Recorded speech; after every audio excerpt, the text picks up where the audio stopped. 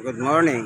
Nandito po tayo sa Choco Street, Barangay 91, Summit.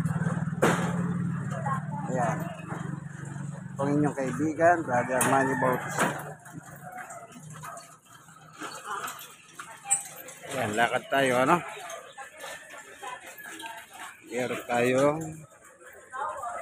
pupuntahan ngayon. O pangangaral. May pangangaral po tayo. Isang palengke. Kaya papunta po tayo doon. Good morning, Manileños. Ang kasabihan, pinduman may langit din. Hindi ko alam saan galing ka.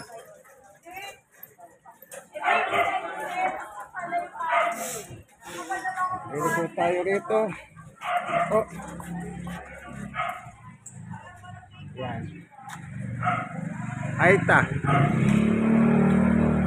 Lalakad na tayo sa Haita Street. Galing tayo sa Choco. Nandito pa rin tayo sa Barangay 91, Songhit, District 1, Tondo, Manila. Opo. Ito, Haita Street ito. Ito nakikita niyo ngayon. Haita Street.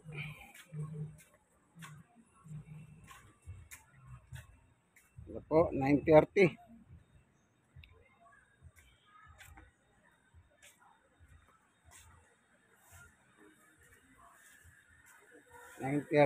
ng umaga. Ayan.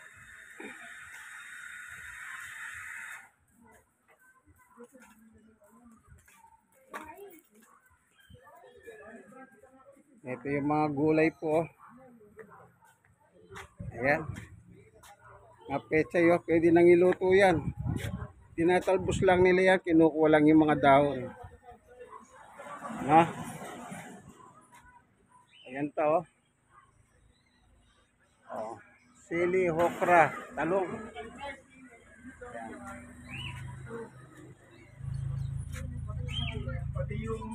Kanyang kadiskarte ang Pilipino. Ano po? Nasa paso, nasa ibabaw ng bubong. Maka-harvest ka ng talong, halimbawa, 3 talong, lagyan mong itlog, pwede na.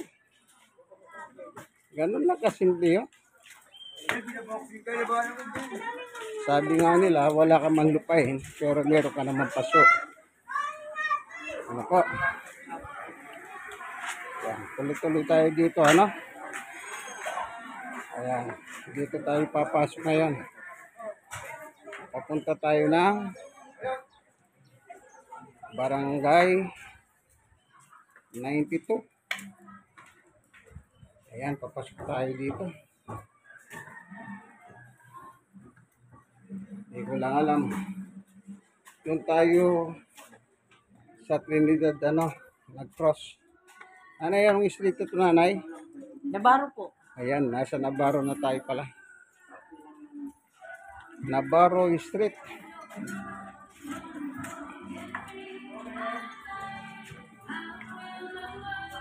Navarro Street. Ayan.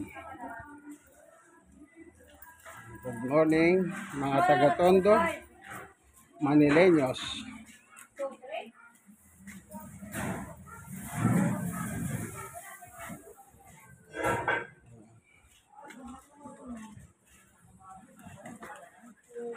Barangay 92. Nasa Barangay 92 na po tayo. Songhit, District 1.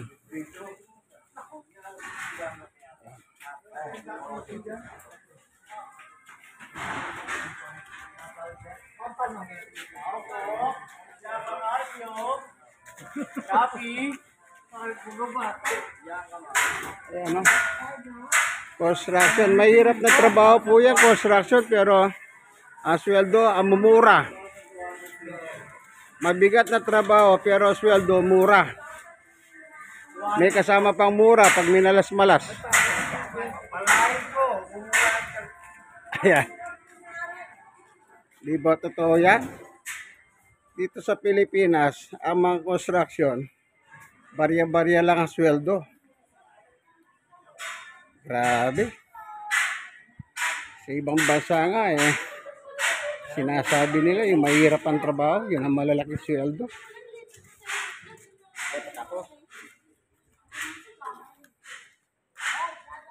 Nakakalunos yung mga Pilipinong ganyan, construction. Hindi naman may tatayo ang bahay mo kung walang construction worker. Pero dahil sa hirap ng buhay, minsan 300, 400 na sweldo. 500. Ginagrab na nila. Kaya sana gumawa silang hindi maganda. Nako. Ang mahirap, nasa construction, wala man silang benepisyo. Yung kanilang mga hamo, no? Hindi binibigay yung nararapat. Ang minimum sa NCR 610. Pero hindi naman 610 na sweldo. Kawawang mga construction. Ayan. Papalabas na po tayo sa Velasquez.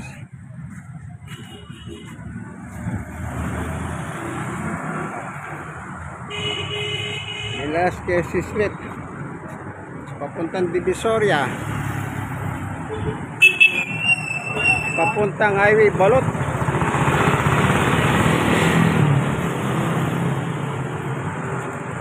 Ayan. Galing tayo sa Navarro, nasa Velasquez tayo ngayon. Naglalakad. Ako.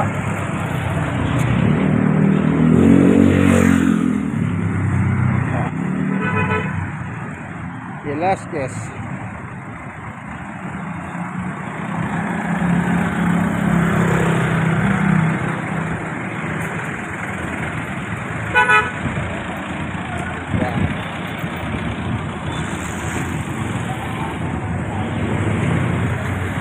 Velasquez Street. Yung mga jeep na yan galing ng Divisoria papunta ng Velasquez. Doon po sa slaughterhouse. Yan ang boundary.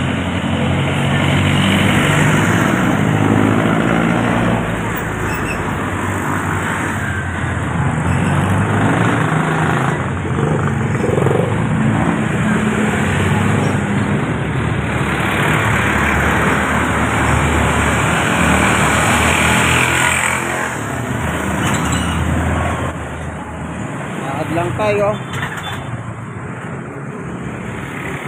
Yan, eskwela Emilio Jacinto Elementary School.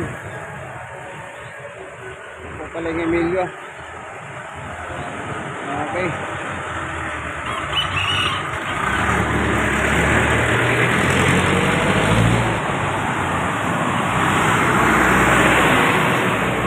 Dito po yung mga bakbit na nasunugan dito sa Kapulong noong December, magpapasko. Hanggang ngayon nandyan pa po sila sa Kapulong, ay sa basketball court sa Barangay 95. Wala po kasi silang bahay. Yung natira po dyan, wala silang panghupa, wala silang malilipatan.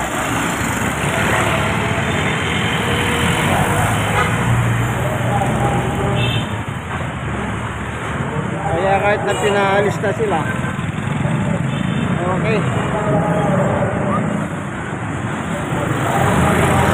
Ayan o, dito tayo ngayon sa Kapulong Highway.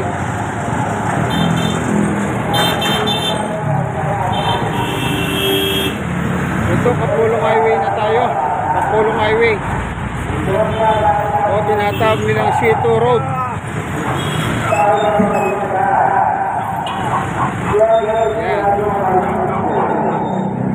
Yan.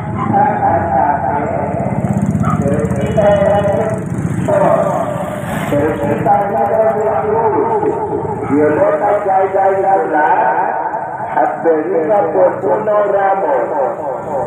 Tayong mga tulang dito sa barangay na Arapo.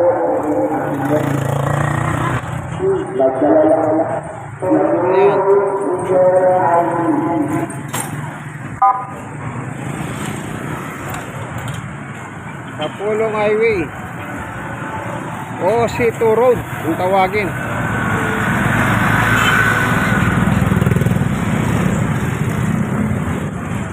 Dito po yung nasunog ng araw dyan sa gitna niyan ng lugar na ito, gitna. Yan po yung nasunog. Yun yung mga evacuate ngayon, nandun pa po sa barangay court ng 95 na actually pinaalis na po sila dahil wala silang malipatan, kaya nandun pa rin sila.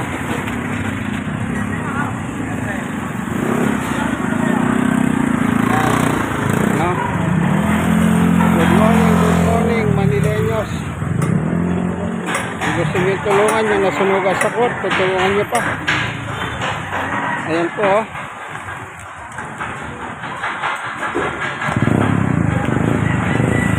Ayan yung nasunog ng araw. Ayan. Oh. Kita nyo po yan, oh. Puro bakal pala yan, pero nasunog din yan. Oh. Yun yung nasunog ng araw. Na magpapasko pa naman, sabi nila. Lakad tayo. Ay, malapit na mo magagawa na. Oo.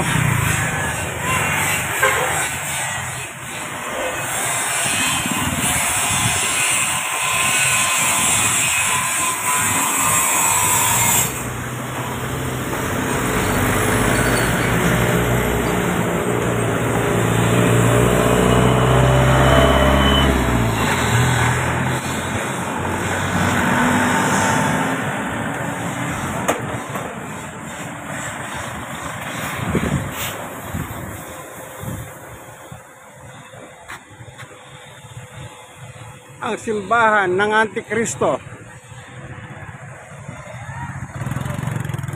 Kaya ko po nasabing Antikristo, hindi sila naniniwala na ng Panginoong Yesus ay Diyos.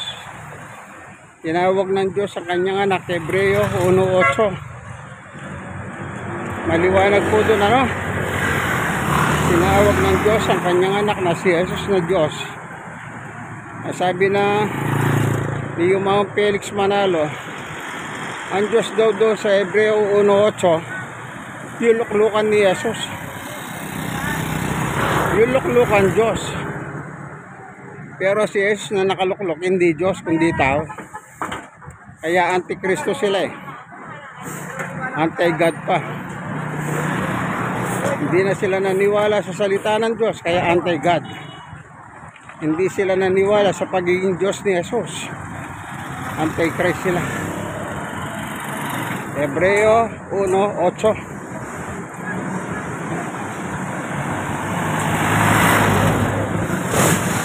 Ayan, ha?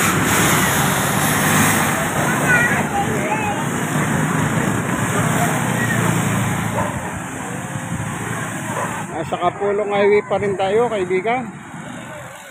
Tondo man, may langit din.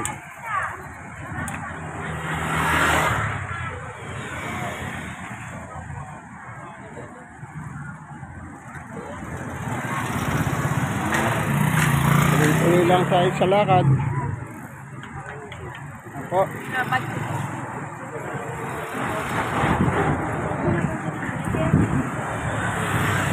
Pagdadiretso mo yan, makakarating ka sa Road 10. Yung tulay na nakikita ninyo, overpass ng MMDA na pinagawa, yan po ay Road 10.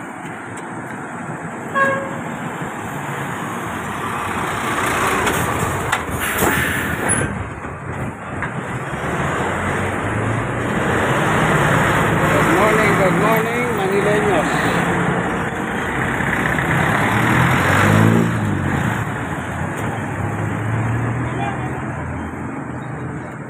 Ayan. Malapit na tayo.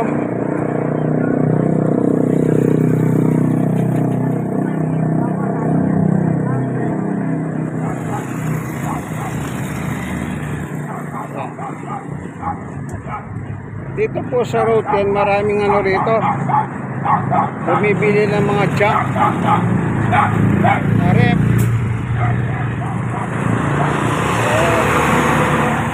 Anumang klaseng cooler. Dinajunk nila yung mga sira. Binibili nila. At saka nila kinakalakal.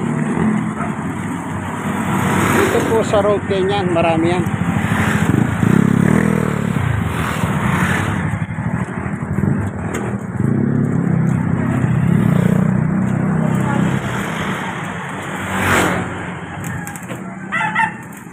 Good morning, good morning.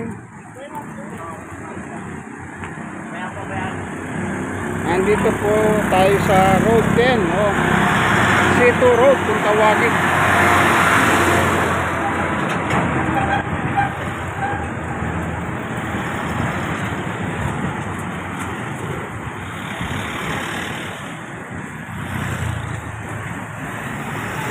Yan. Kapulong Highway.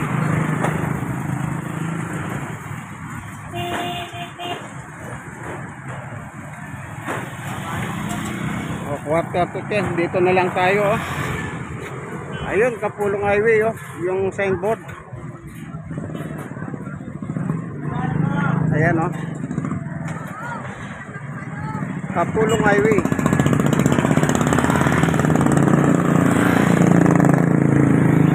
Ayan.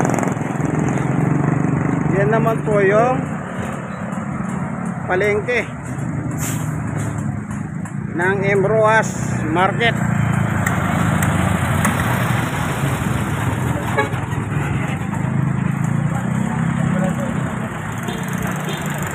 Emroas Market. So hanggang dito na lamang po tayo, kaibigan, hanggang dito na lamang po, sana share nyo ang aking munting video, kaibigan, po, yan. God bless us all.